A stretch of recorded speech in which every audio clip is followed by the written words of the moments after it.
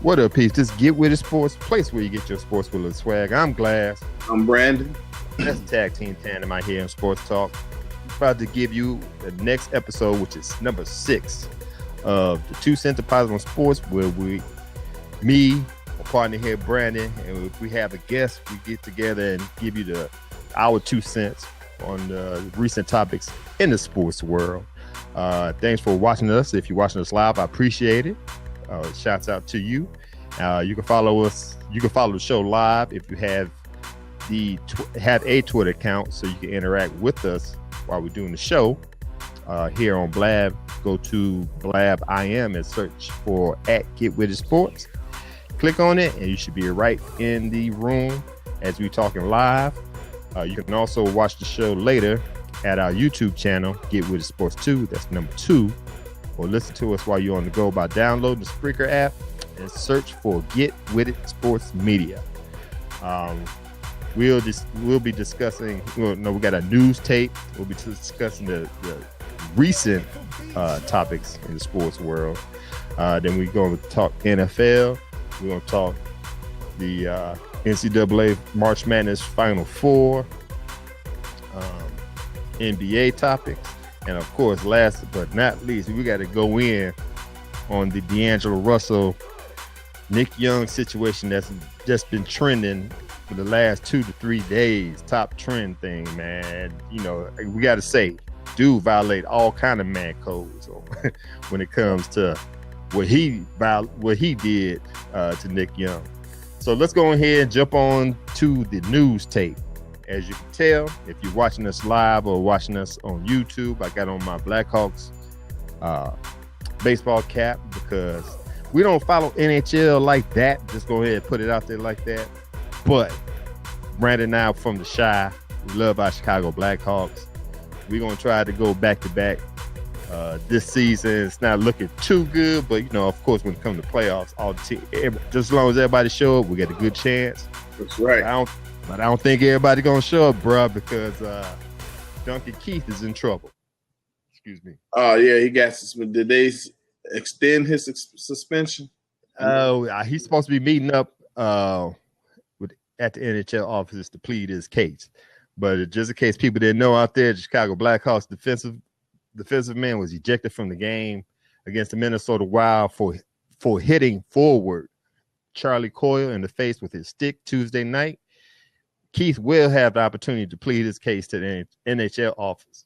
He was offered an in-person hearing where the league may decide to suspend Keith for 6 games or more, and he remains suspended. He remains suspended until his hearings take place. Like I said, 5 games less remain on his regular season. So, guess the thing is, he's supposed to meet up. I think it's New York. This is the New York offices, NHL New York offices. Today, if he shows up, I guess he has a minimum of 6 games, and like I just stated, there's only 5 games left in the regular season. So 2 things might happen: either they're just gonna continue 6 or more games this season going into the playoffs. Number 2, do the 5-game suspension and whatever's left, like we'll just say 6 games. So you're going to do the 5 games regular season this season. And game next season. Exactly. During the regular, it's going to be affecting the regular season. Right. But I seen the video, and I'm not going to, like I said, I'm unbiased right now with what I'm about to say. I seen the video. Dude pushed him down. I think he took offense for not the fact that he fell, but the dude kind of like helped him down, slammed him down on the ice. I seen his skate go up, and I can almost say that he wanted to hit him with his skate, which is dangerous in itself. I think maybe 2 years ago, a player got sliced in his neck by somebody else's skate, and he almost bled to death on the ice. Nice. But it looked like this is just my opinion, what I seen. Right. He fell down. He tried to kick him with his skate, and I guess since he couldn't kick him with his skate, he came around and acted like he was trying to get up. And when he came around, I'm gonna say he looked like he intentionally swiped him in the face and got him in the nose, which is dangerous in itself. He could have took an eye out, broke his jaw, whatever. So what I seen, he gonna get some time. Uh-huh. Now, whether it goes 6 to 10 games, I guess my thing is within. It look like if they consider its intent, they might have it go from regular season to playoffs. Right. But I hope it goes regular season to regular season. But it's up to the league, to the NHL office. So we'll see how that goes. What you think about that, man? Yeah, if he swung at him with his stick, he tried to decapitate him. Right? Yeah. I mean, like I said, he tried to. It looked like he tried to fake it as if he's trying to swing around and try to get back up, but nah, dog. Yeah, you know what you was doing, right, man. Mess him up. Yeah, so I think because this is his third offense in recent seasons. I think last season he didn't swipe. I think he clotheslined somebody, something like that. But I think this is his third offense. They're gonna put that in an account. So it's not looking good for Duncan Keith. I know they took him off the ice immediately. Yeah. So they need him too. And like with the Blackhawks, they pretty much don't have to win their division and nothing. They just need to get in there. You know? Right. They usually not once they get in there. You know, put it together once they get in there. So exactly, they definitely need him to do it. Yeah, he's the best. I consider him the best defensive man that we have on the Blackhawks. So yeah, like you said, when they go in the playoffs, you're gonna need that man to do his job. Right. You know? So, all right, we're gonna move on to NBA. Yao Ming.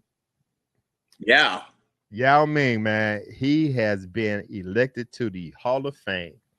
Former Houston Rockets All-Star center will be named as one of this year's inductees into the Basketball Hall of Fame. The official announcement of this year's class will be held at this weekend's NCAA Final Four in Houston. Yao Ming is among 14 finalists for enshrinement in Springfield, Massachusetts this fall. The list includes Shaquille O'Neal and Allen Iverson. While Yao will enter thanks to a newly created international committee, the 7'6" Shanghai native only played 8 seasons in the NBA, but was an all-star every year, averaging 19 points, 9.2 rebounds, and almost 2 blocks in 486 career games. Now 35, Yao Ming was the impetus for the explosion of popularity of the NBA in China over the past 15 years. Congrats to Yao Ming, but I don't think he deserved to be in the Hall of Fame. I'm just going to keep it real, man. You know, I took notes and popped up numbers with Shaquille O'Neal. Mm-hmm. Like I said, Ming, well, I'm going to call him Yao, played 8 seasons while Shaq played 19. They averaged the same amount of points, but like I said, Yao Ming only played 486 games, while Shaquille played 1,207 games. And the only reason this man is in the Hall of Fame is because this newly created international committee. Right. Man, come on, man. Don't get me, like I said, no disrespect to Yao Ming, but dude, man, you can't just go in the back door. You know, I don't know how he feel about the situation, but there's other players that's not in the Hall of Fame better than you. See, now with this being said, hell, you gonna tell me what's Jeremy Lin gonna be in the Hall of Fame? Because you're international. Because you're international, you get, China got damn near 200-some million people up in there. That's the reason why Yao Ming has been an all-star for all 8 years, because he got voted in by all the guys in China. China got over 1 billion people. They do. You're right. You're right. I'm wrong. You're right. I'm wrong. Billion with a B. Hell yeah. Yeah. So I mean, yeah, that's kind of slapping the guys who deserve it in the face. I mean, yeah, but don't get me wrong. When he was on the court, he was dominant. Exactly. I don't know. When you said 2 blocks a game, I thought that was low. I mean, you got guys now that's 6'9" get 2 blocks a game. Yeah, right. But he was a dominant figure when he was out there. But I don't know. I guess let me just say this: you created this new international league or whatever. Who do you put in it? Right. So in that regards, yeah, he would have to go in it. Got you. But as far as NBA longevity, and of course he don't. You can't even compare the two. Like you say, Shaq got what, 19 years. Right.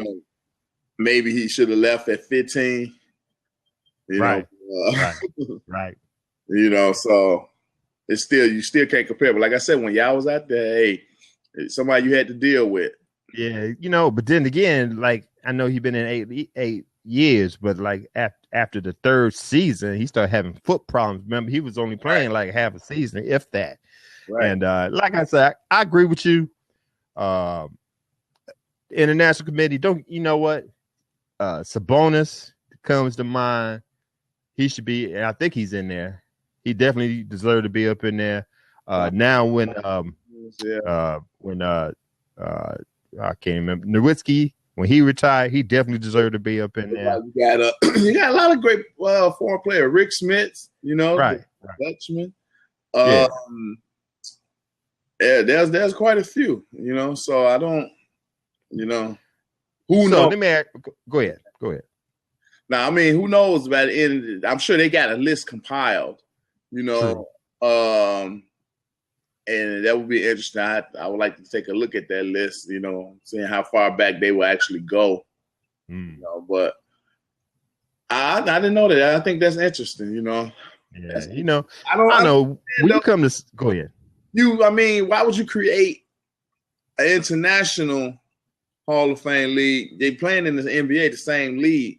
Exactly. So, if you're not good enough to be in the NBA Hall of Fame, so we're going, okay, well, you can't make the international league. So that's my whole thing. Is it a step down or what?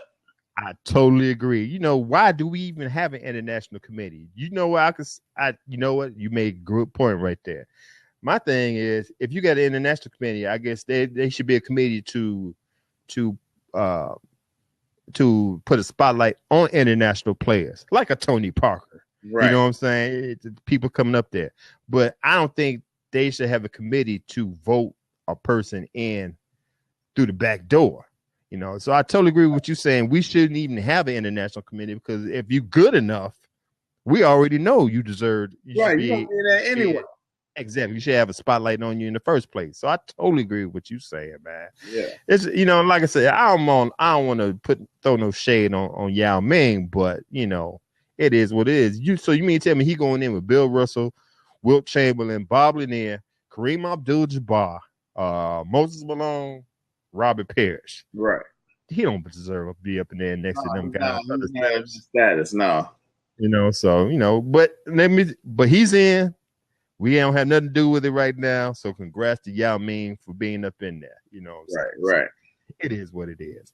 Let's go ahead and move on, man. Let's hit. Speaking of NBA, this is the thing that tickled me when I found this out yesterday. This is why you don't rest NBA players who aren't hurt.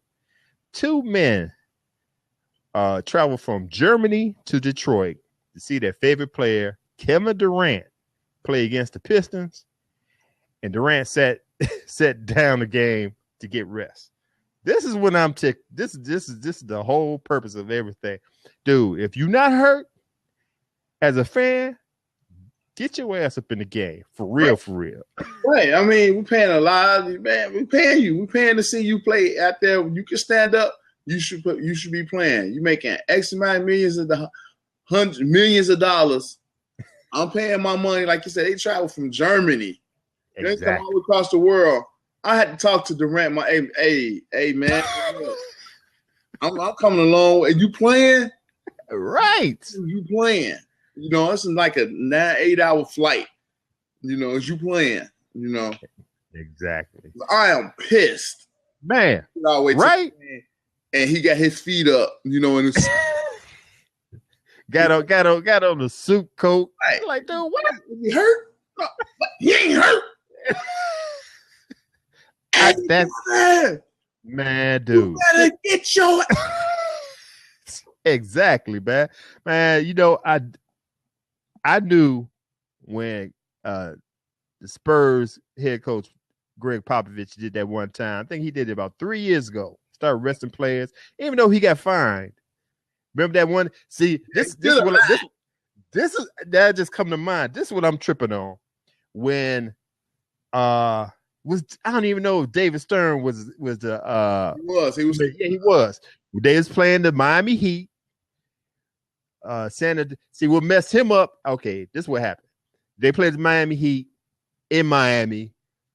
The problem wasn't the fact that he sat his players down. The problem was Duncan, Parker, and I think Ginobili didn't come on the trip. They didn't even come on the trip. That's what messed them up.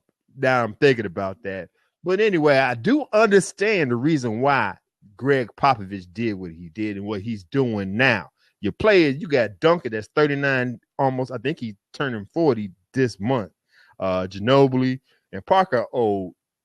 So I understand the concept of them resting. But it seems like the whole league just you know how the saying goes, you give a ninja an inch and they take a mile. Now you rest the people that ain't even LeBron is nowhere near hurt when he played the Rockets.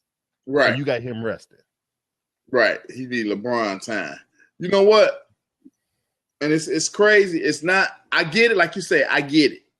But it's not fair to the people, to the fans, to the people who work every day. They want to take their family out on the weekend or whatever, or during the week after work or whatever. You paying these astronomical prices for these tickets to see particular people, and they not playing today because they resting. Now, check this out, what if the league did this? Okay, the league say, okay, we can't stop these guys from wrestling players or whatever. Teams say, okay, January 15th or whatever, these 3 players, they won't be playing. You know, whatever. So now, let me ask you this. Will the stadium be filled? Will they sell the seats out for that particular day? You know? Right. Okay, so now you're accommodating the fans. You're giving them a heads up. Hey, well, look, we already told you Duncan and Parker not playing on January 15th. You know, you bought your tickets. It's already posted on the NBA website. You go to the NBA website or whatever to see what players are sitting out on particular days or whatever. You know, it's like a scheduled day off. You know, so good move. Good move. That's, you know, that would be ideal. Yeah, I don't know how they was swinging. Of course, would be some more technical things to go with it, but at least for the person who's spending all this money, you know, coming all the way from Germany, you know, would know. Okay, well, so playing unless they just legitimately hurt. They hurt, you know. Right. But they got to do something about that, because that's, man, I could see. I don't know. I'll finna say I could see in the long run what that would affect sales, whatever, as far as stadiums selling out or whatever. But they just got way too many fans, and I think they may still take their chances, you know, so and so playing or whatever. I'm not here to see one person. I'm here to see the team, you know, concept or whatever. I don't know. But you know what? You brought up a good idea. I don't know if anybody brought that up. I've never heard that before. You know, what you have on your schedule. Schedule, your superstars have scheduled rest day. Scheduled, and that's only fair to the common fan. You know, I heard what you're saying with that affects ticket sales. I don't give a damn what affects your bottom line, man. You affected my bottom line when I'm paying $200, $300. Exactly. Or if I'm coming from Germany, I'm sure they spend $1,000 to see their favorite player, and he's not playing. Right. You affected my bottom line. I'm spending too much money not to see my player play. Exactly. So you brought up a good idea, man. I didn't think about that. Yeah, I agree with the scheduled rest days. But like I said, the NBA, these teams are taking advantage of this too much. Definitely taking it's not even all-star break and you resting players. What the hell? You know? Right. And kudos to the Golden State Warriors the other day when they played, I can't remember. I think they played Washington. And TNT, I'm sure you know about Craig Sager, his TNT color analyst, and I do mean color analyst with the clothes he wear. You know, he came back. He stated like 2 weeks ago his cancer's in remission. I think he got leukemia. Oh, I'm sorry, it was not in remission. And you know, I think the rumors saying he got 3 to 6 months to live. I'm sure he gonna fight that. But he interviewed Stephen Curry. And said, you know, I noticed, you know, you're trying to break the record and you haven't taken a day off. is the reason why you ain't taking the day off.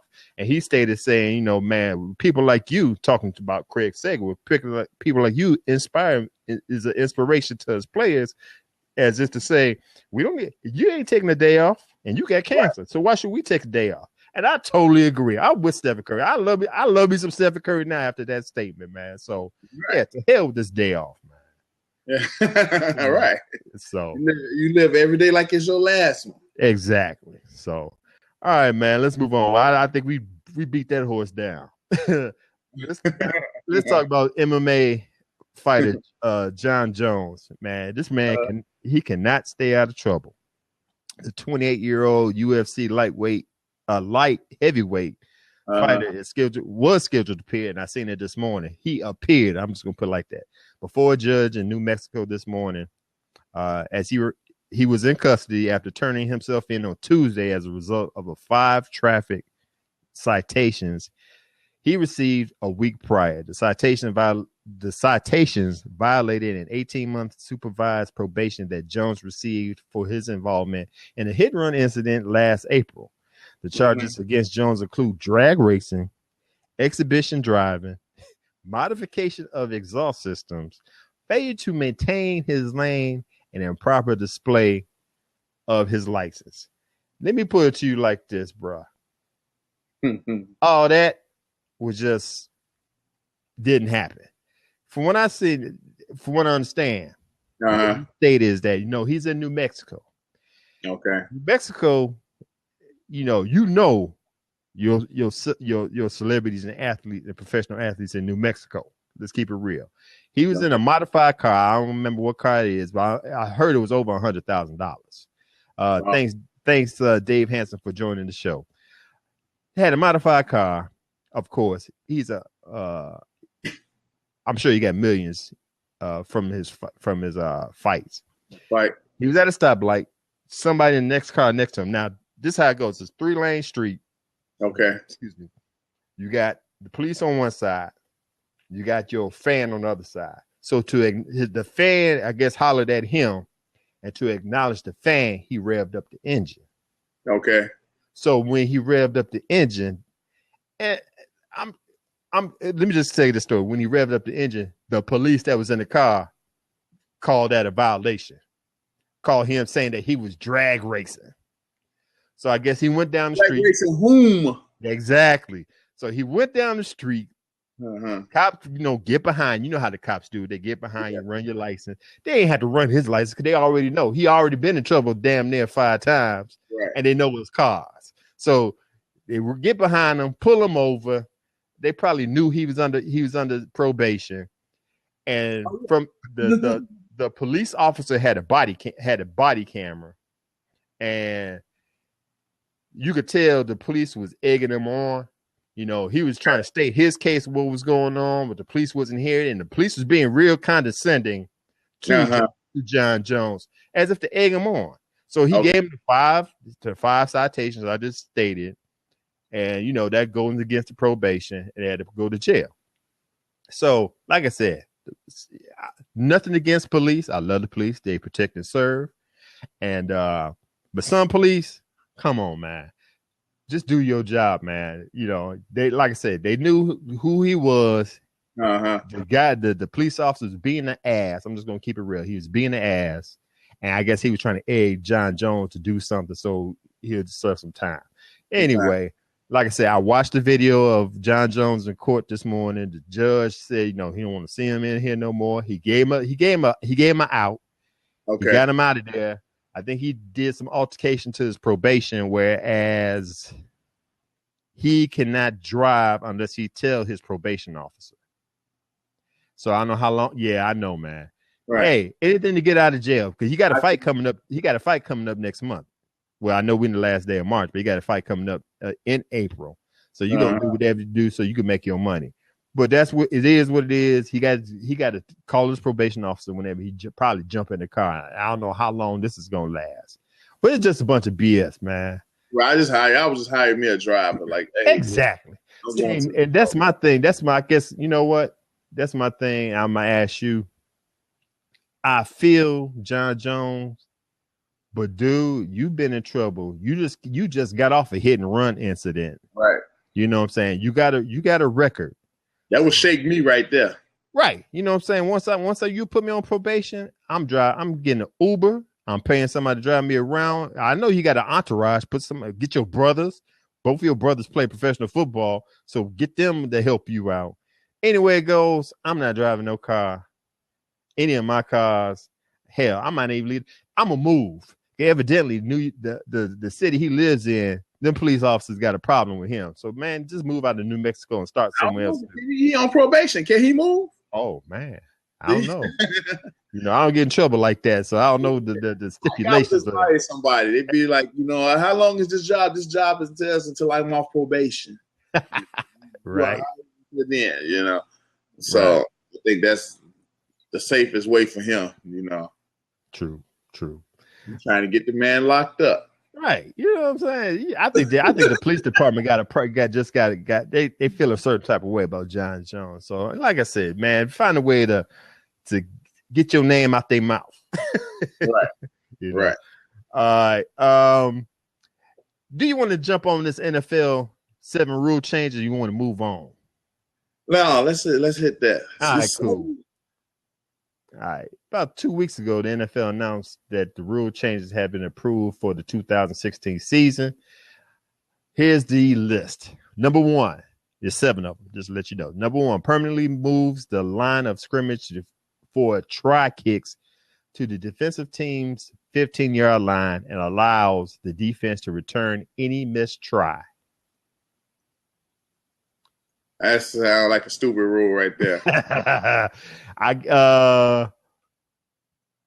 Of course, if you miss a kick, they got a chance to run it back. Yeah, it's a stupid rule. I agree. I think it was something that they changed and they changed it back. I don't even ever recall them even doing that in a game. And I'm just thinking, I've watched hundreds of games. I've never even. Right. Where that would even come into play. Gotcha. Yeah. All right. Second one, permits the offensive and defensive play callers on the coaching staff to use the coach-to-player communication system regardless of whether they are on the field or in the coach's booth. So that's like everybody is able to talk to the quarterback. Too many spies. Too many spies then. Right. Too many spies. True. Yeah. And the quarterback, he's just going to just disconnect his things. Too many voices in his head. Yeah, exactly. I totally agree. Yeah, that didn't make any sense either. That don't make no sense. Yeah, number 3, makes all chop blocks illegal. Why it takes so long for that to happen. Right. That should have been eliminated when it first came. Right. Exactly. When it first came out. Right. You trying to make everything safe. That should have been number 1. Right. Project deal. Chop block. Yeah. Number 4, expands the horse collar rule to include when the defender grabs the jersey at the nameplate or above and pulls a runner towards the ground. I could get with that. They grab the jersey. They can't grab the jersey from the nameplate on up. You know why they did that? You know why they did that? Why? Okay. Because of hair? No, because, everything is fast paced. This is just my opinion. Everything is fast paced. And when they grab, you don't know if they went inside the jersey or they grabbed the outside. There's a lot of horse collar calls. I've seen them grab the back of the jersey. They did illegal, but everything's so fast paced. It looked like the player got pulled down from the inside. So to make it easier for the referees, if you grab anything above the nameplate, that's a violation. And I'm cool with that. Okay. Evidently, you're not. No, I'm just trying to see it because the game moves so fast, so I can see that. But my thing is, if it's moving that fast like that, how would you be able to tell anyway? If you go to replay, I don't know. If you go to replay, maybe they could say, okay, you grabbed the nameplate. That's a violation. Or maybe if you're running behind him, you can see him grab the nameplate. Right. Instead of, it's too difficult to say, okay, you went inside the jersey and you pulled it down to grab the shoulder pad. No, if you grab the nameplate, okay, you violation. I'm cool. Okay, it would be easy to grab the nameplate in the midsection of the jersey anyway. Right. Okay, well, that one I'm 50-50 on. Okay, cool. Number 5, makes it a foul for delay of game when a team attempts to call a timeout when it is not permitted to do so. That's kind of simple right there to me. Right, that's self-explanatory. Right. Number 6, eliminates the 5-yard penalty for an illegal. Eliminates the 5-yard penalty for an eligible receiver illegally touching a forward pass after being out of bounds and reestablishing himself inbound, and make it a loss of down. Okay. I'm cool with that too. I'm cool with that one. Yeah. Okay. Number 7, last one, eliminates multiple spots of enforcement for a double foul after a change of possession. Eliminates multiple spots. Yeah, of enforcement for a double foul after a change of possession. So how many spots they gonna have? I don't know, man. I have no idea. But I don't know if this is a honorable mention or a proposal that's out on the table, and I don't know if they ruled it yet. It would be a rule that would result in an automatic disqualification for any player receiving 2 unsportsmanlike conduct penalties in the same game, which I know after my beloved Denver Broncos. Yeah, I knew that was gonna come up, man.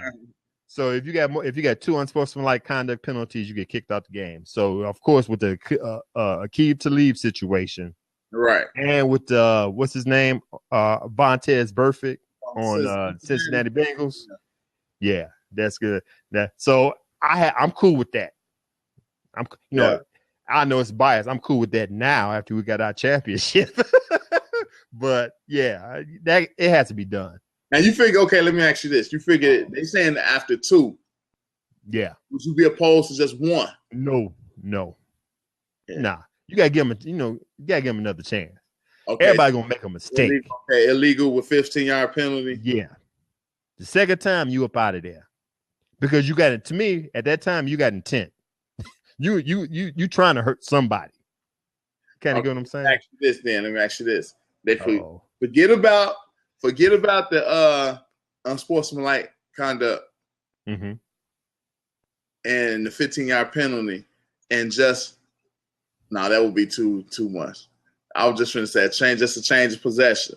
You get hit with an unsportsmanlike conduct penalty, you automatically the other team get the ball at their own 20. Change of possession. Ooh. Instead of kicking them out, 15-yard penalty. Yeah. Ooh, that could be. I'll be G with that. But you know what? Of course, they're gonna bring up safety. Like I said, after the second time, your intent is to hurt somebody. But that would be, you know what? Either or. I like that one too. Yeah. You know what I'm saying? Now you're affecting the team. You're affecting the team. You're keeping everybody. Right. I can't get on the ball. It's bad. Okay, 15-yard penalty. Okay, we can overcome that. But now we done gave them the ball. Damn, bro. You should be on somebody's committee, man. You coming up with some good ish right now. Yes, Give a brother some time to think. He can come up with some stuff. All right, man. Right. So yeah, those are new 7 rules that's been implemented this year in the 2016-2017 NFL season. Cool. Okay. All right, man. Now we're gonna go into the Final Four.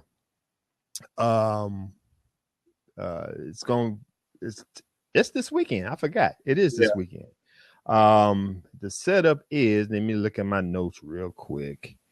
Let's see who we got. Okay, the Final Four set. We got our 4 teams. We got on both games Saturday night, April 2nd. We got the number 2 Villanova coming from the South, going up against the number 2 Oklahoma Sooners coming from the West region. The next game up is the only number one team left up in the brackets, Number 1, North Carolina Tar Heels coming from the East, going up against the number 10 Syracuse Orange coming from the West. Brief synopsis. We have, let me read this real quick. With the Villanova Wildcats, since Villanova's most recent Final Four in 2009, the biggest question around the Wildcats has been whether or not they can make a postseason run after some early exits.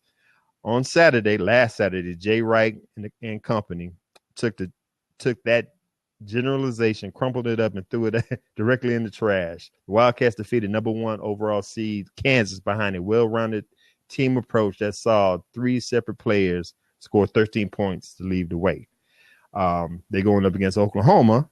The Sooners are back in the Final Four for the first time since 2002, following a win over Oregon and Anaheim in the Elite Eight. The obvious leader, and to me, the best player in the tournament, was Buddy Hield, the leader in the race for the National Player of the Year award.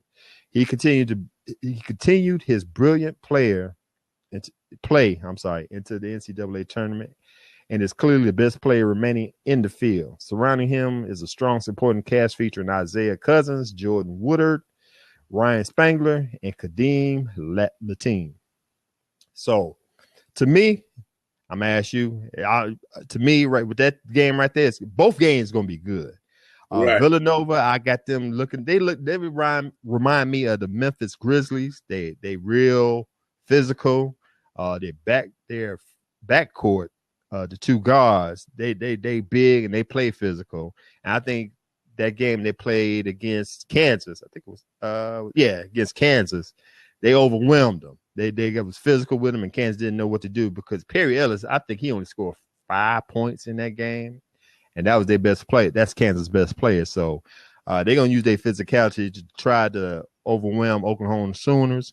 Now, like I said, Buddy Hield, I've been watching him play. His team compliment him. You know, they know he's the best player. He going to get his, but the fact that if Villanova smothers Oklahoma Sooners, that's going to be a problem. But after the dust settles, I'm going to pick Oklahoma Sooners to win this game and move on to the championship on Monday. You got any thoughts on that? And you picking Oklahoma because the physical nature? No, well, Villanova is the physical team. Right. That's the team that's right. Team. But I think they get I think Oklahoma Sooners gonna play strategic ball, and they're gonna have Buddy Hield playing, but the other players on the team can't Isaiah Cousins and Jordan Woodard, they're gonna play and help them out. So I think it's gonna be a close game. I think Oklahoma Sooners gonna pull it out. No, I think Villanova will impose their will. Okay. Oklahoma, the physical and the defensive strategy that they can come with. I think that'll be too much. For Oklahoma, and you don't ain't too much difference in 1 and 3. Their records only separated by a couple games, but I like Villanova in this. Okay, cool, good pick. Next game we got North Carolina against Syracuse. Syracuse freshman Malachi Richardson flipped the switch against Virginia, and now the Orange are not just the 4th double-digit seed in the Final Four, but the first ever number 10 seed. North Carolina won both of the regular season meetings against the Orange, including Bo Himes' return after a 9-game suspension.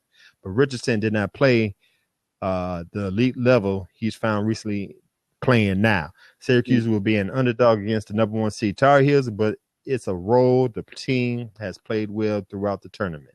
North Carolina Tar Heels on the weekend that saw all 4 number 1 seeds make it to the Elite Eight.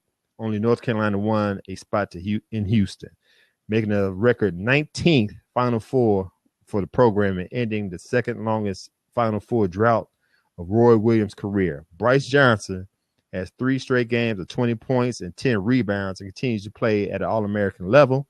And UNC should like its draw facing a team it's beaten twice already this season. So we got the Syracuse Orange going up against the North Carolina Tar Heels. Syracuse Orange wasn't even supposed to be, to me, wasn't even supposed to be in the tournament. A lot of people shouldn't have been in there. Yeah, exactly. But they proven that they should have been there. They in the Final Four. They're a number 10 seed. I guess you know how the saying goes. Just let me make it to the tournament. I'll do the rest. And that's what the Syracuse Orange did. But then North Carolina, I was real skeptical of North Carolina during the season, but I see they had caught the momentum. They rallied behind Bryce Johnson in that front court. I can't remember the other two players alongside him in the front court, but they looking good and they look great in the tournament. Now, this is me. This is my opinion. North Carolina has the upper hand when it comes to the players, but I'm just going to say this, and I have no disrespect against Roy Williams. Sometimes Roy Williams makes some stupid play calling. His time management, his. I remember one game during the season, he left 2 timeouts in his back pocket when he should have called it to to stop the game, to try and put up a play to win the game. Okay. So we're going. It's the coaching skills that I'm gonna put out there. I just told you about Roy Williams. I just recently seen Jim Boeheim last week. They was getting blown out by Virginia. I think it was Virginia. Blown out by Virginia. So he changed from a zone to a full court press and turned Virginia over. Right. Great coaching. So if we leave it up in the coach's hands, Jim Boeheim got the upper hand to me. But after the dust of the game over with, my heart wants to pick the Orange, but I'm gonna go with the Tar Heels on this one, man.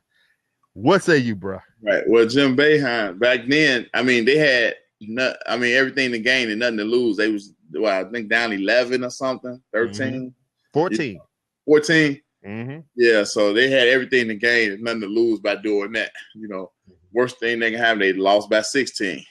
So right. But I think it shocked everybody, and it just that momentum. You change the momentum of the game like that, and teams can't catch up. Especially if they hadn't seen it, you hadn't been playing it all game or whatever. Right. So now you inject. It's like a shock, the state of shock.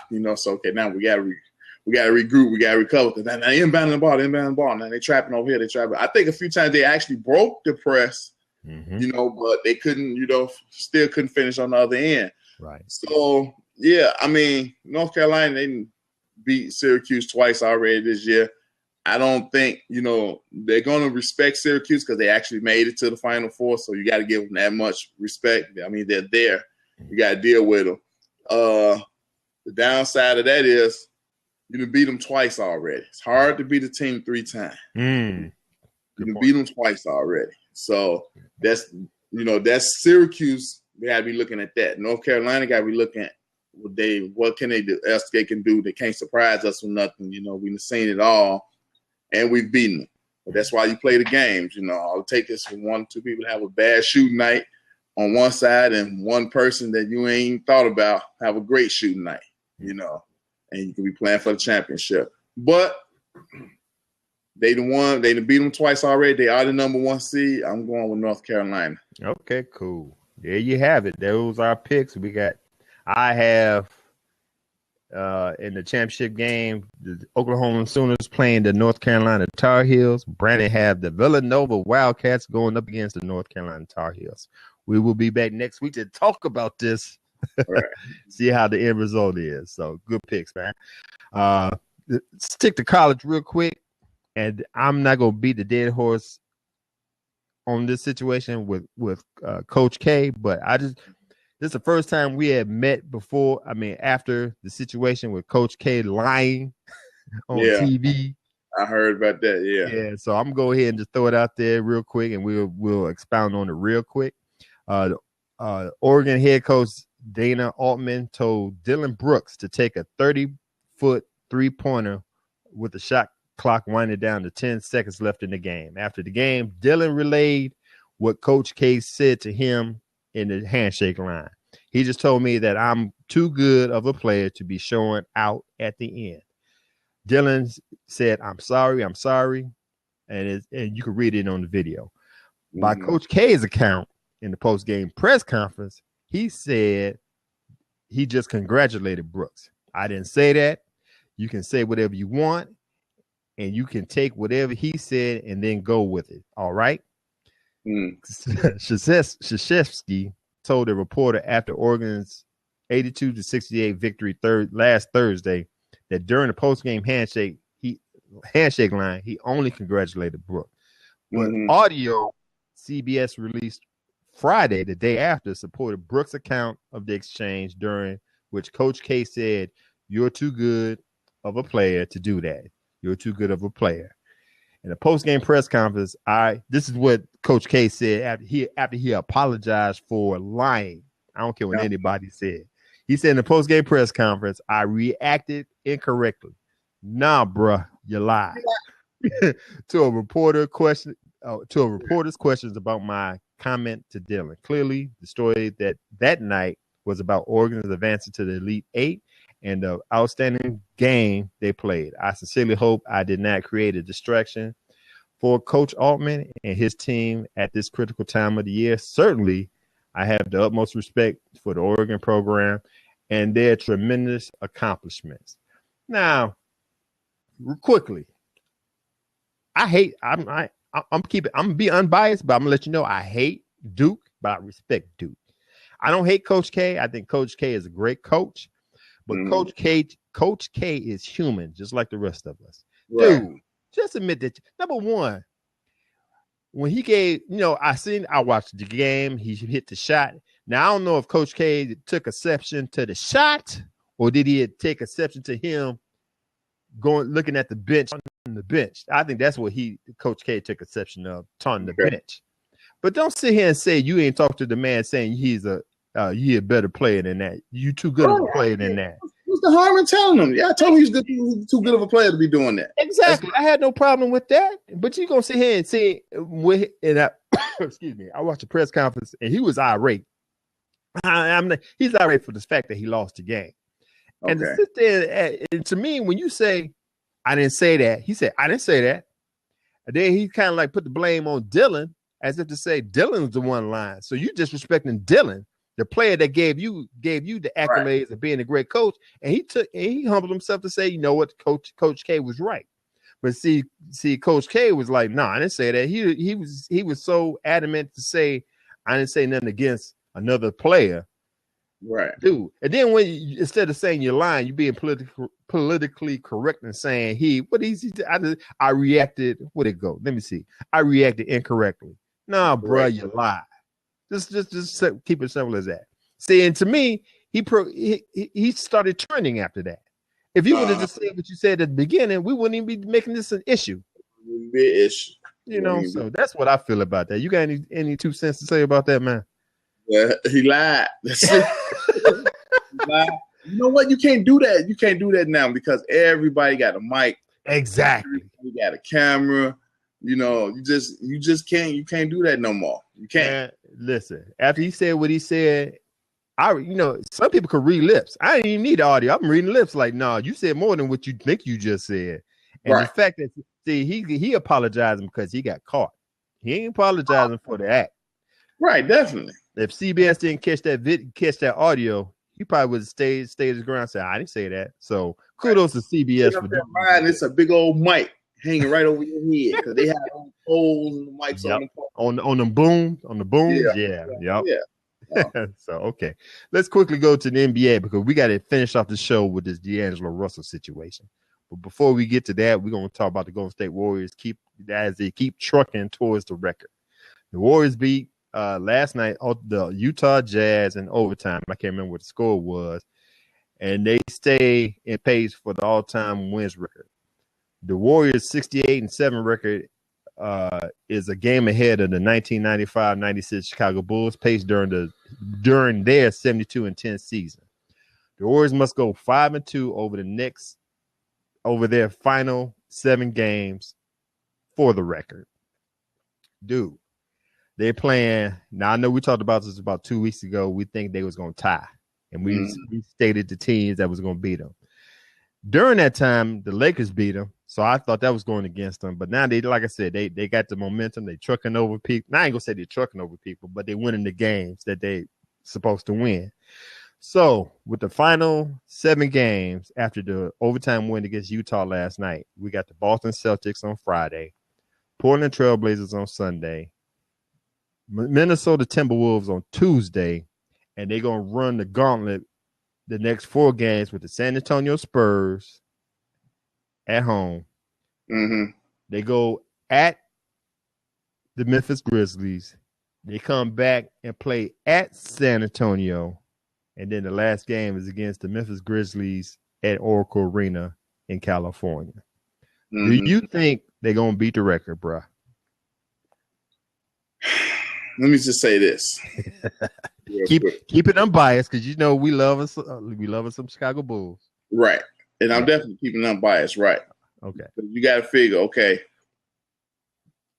they played San Antonio Spurs twice. How many times is Popovich going to rest his players? Mm-hmm. Now, let me interject this real quick. I just learned this yesterday. Tony Parker got a radio show where he's speaking French. Don't ask me. But then during the radio show, he stated that he already know Coach Pop is going to rest his top players.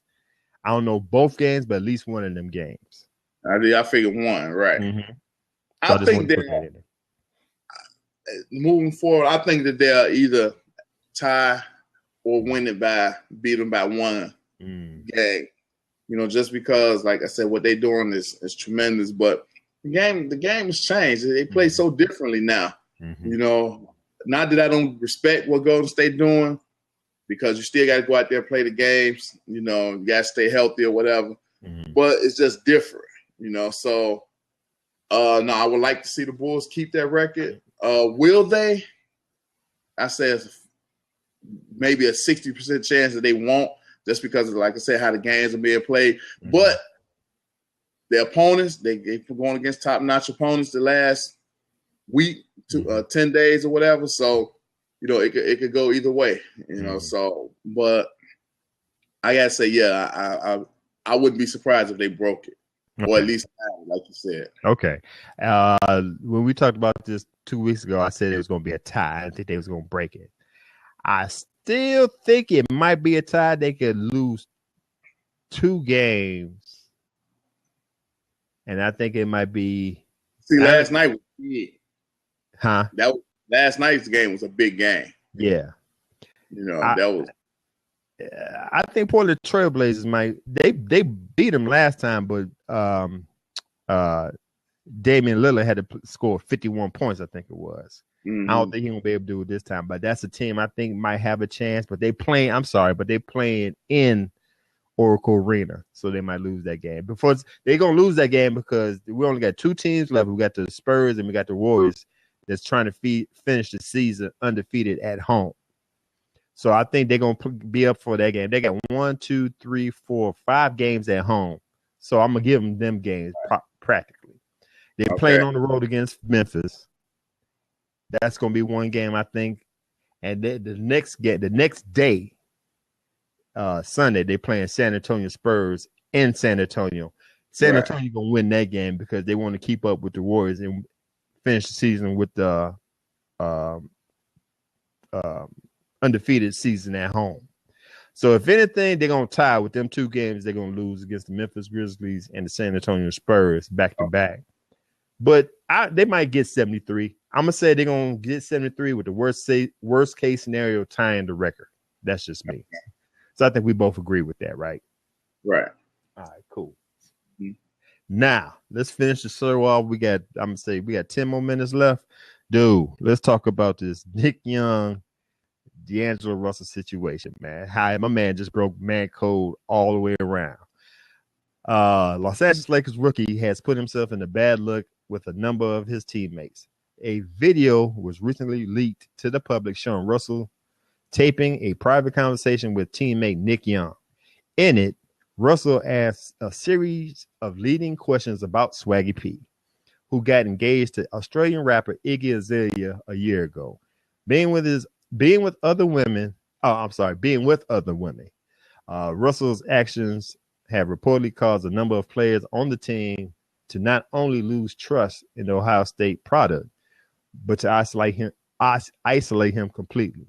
Mm-hmm. The Lakers are unaware of how the video got leaked, but according to ESPN sources, the tension caused by Russell's apparent betrayal played a huge factor behind the team's recent 48-point loss against the Utah Jazz Monday night, which tied a franchise record.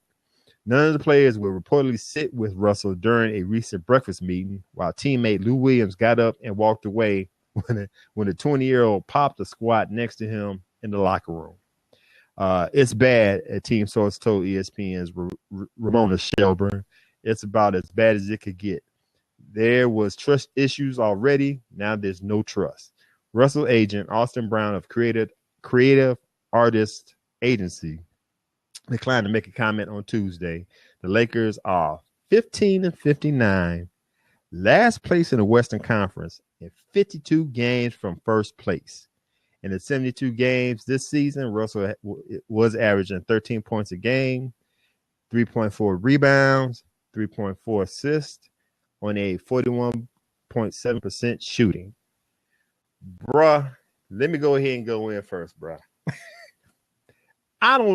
To me, is mind-boggling. I've heard he said that it was a prank. Where was okay, first off, for anybody, I'm gonna try to keep this PG, but I'm glad it was a day between, so I get my mind right, because I was gonna go. I was coming loaded with bear for this one. I was gonna say, dude, I was gonna bring out probably some MS, but I'm gonna keep it PG. But I'm gonna keep it real too. You say it's a prank. Where the hell was the punchline? You tell me what was going to be so funny about you put diamond out Nick Young on this situation. You led this man. Number one, okay. We both agreed. Now I don't care what anybody on the, as you listening, you got your opinions. We got our opinions. I understand Nick Young supposedly slept with a 19-year-old in this video. That's what he said. But this ain't even about Nick Young. Right. This doesn't have nothing to do with morals. This is about this dude snitching on my man at a time where it was just him, a private conversation. Right, private conversation. You videotaping your teammate that's supposedly your friend, and you put it out there on social media, man. Where the hell's the punchline? Explain that to me. Now, if I'm Nick Young, I'm like, bruh, you tell me what's so funny. Now I heard, they playing pranks back and forth, but there's a ceiling to pranks. There's only so far you could go. And this dude, he didn't go over the line. He straight jumped 20 feet past it. So my thing is this. Number one, you videotape, you asked me a question. The way it looked, they wasn't even talking about the subject. Nick Young was on the bed looking at his laptop. This dude in his seat, you hiding your camera. Right. And not even telling me you videotaping me. Now, this is what I got to say against Nick Young. Once you find out at the end of the video, he said, thanks for making my video live. And he said what in the video cut off. Once you found out dude was taping, dude, I'm locking the door. Right. I'm cursing you out. And I'm telling you, bruh, right here in front of me, I don't even know if I want to do that, but I'm just right here in front of me. I want to see you erase all that. I ain't going to say that. We all making millions of dollars. Give me your phone. I'm breaking it right in front of you, and I'm throwing it down the toilet. Right. You can't leave the room with this phone, bro. Right. Not at all. But now, and then, okay, like I say, a day later, he apologized. I heard the last game. I can't remember who they played last night, but he got booed every time he touched the ball. He got booed when he got announced. But this is Lakers fans. Right. Booing him the whole game whenever he stepped into the game and touched the ball. So he has just dug himself in a hole. With that being said, he apologized for what he did. He was sincere about it. He came from the heart. He didn't read nothing, which is cool. You did what you're supposed to do. Nick Young didn't have nothing to say. He said, this is personal business. It's going to be between me and him, and that's all I got to say. Let me ask you, okay, give me your 2 cents on the situation before I ask you this question. First of all, the man, Russell only got one friend on that team right now. And who is that? And that's Kobe. That's the only person who understands. Yes. That is the only person who understands him right now. Right. You know, because I mean, going way back when Kobe dimed out Shaq in 04, yep, or whatever, you know, that's, you know, it's the same thing, you know, very similar, you know. Okay. And you know, only thing is Kobe was a great player. You know, that allowed him some leeway in the league. You know, they could not freeze him out. They couldn't not give him the ball because hell, he had the ball. You know, so that's the difference in it. You know, and you know what? It's going. If he's a good enough player, he will stay in the league if he's a good enough player. And B, it'll pass. You know, it will pass. Over time heals everything. Will they forget? No, players don't nobody forget nothing. Right. You know, but it will pass. Yeah, he's extremely bogus.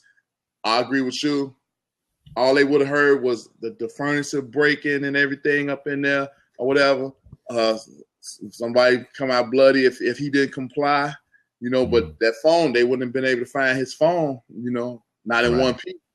You know, you can get up voluntarily, or I'm physically finna fight you for this phone.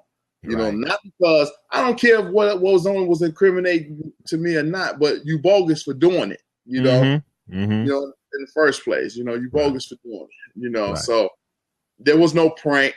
I don't know if he wanted old boy girl or what. You know, look, I can get proof. I can get proof. You just, you know, I don't know about that. And I heard they still together though.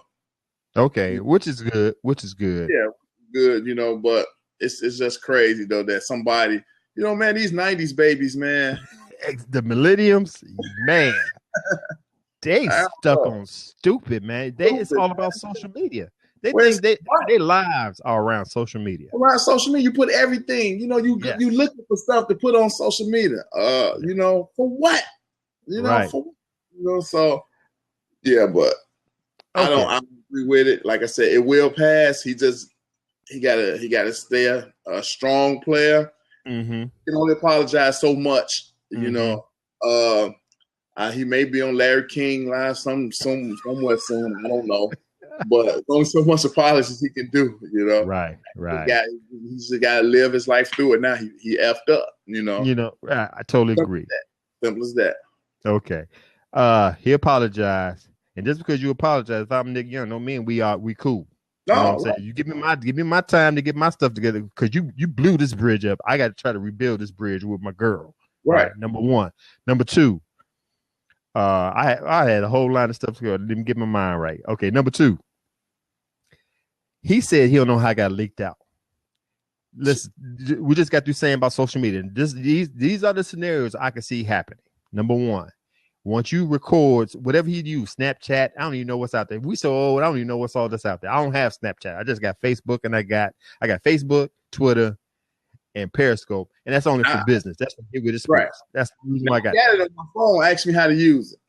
Right. So sometimes I think there's a setting where when you done recording, it goes straight to social media. Sometimes I can't remember which one does that, but that could happen. Where you done and went to straight social media and you go, oops, let me go delete this. Number two, with that being said, you know just as well as I do, there's entities like TMZ, Media Sports, Media Takeout. What's the other one? World Star. They live trying to catch celebrities in the wrong or out of pocket. If you look at TMZ on TV, they got a whole department for celebrities. Yeah, any move they make. This goes in what I just got through saying. He videotaped it. He probably want to show one. It could have been Snapchat. I don't know. I know Snapchat it lasts for like 5-10 minutes. Then he erases. These people don't need 5-10 minutes. They need 1 minute. And from the way I looked at the video, it looked kind of grainy. So it looked like they found something. They went and got their camera, whatever, and videotape what they found. Save it. Put it on public notice. I can see them two happening. So he probably don't know how it got leaked out. Those are two things that might have happened. You might have accidentally put it out there and try to erase it, or you try to show one of your boys and they caught it before it got erased. Right. Neither here or there. He wrong. Yeah, he wrong. Totally. And when it comes to man law, you know the rule of man. Number one rule: you don't snitch on your boy when it comes to his relationship. Rule number 2 is just like in Fight Club. Don't forget rule number 1. Right. Right. So, you know, I agree with everything that you said. He got. I know he's young. I heard what Byron Scott said, the head coach for Lakers. You know, he's 19, acting like he's 14.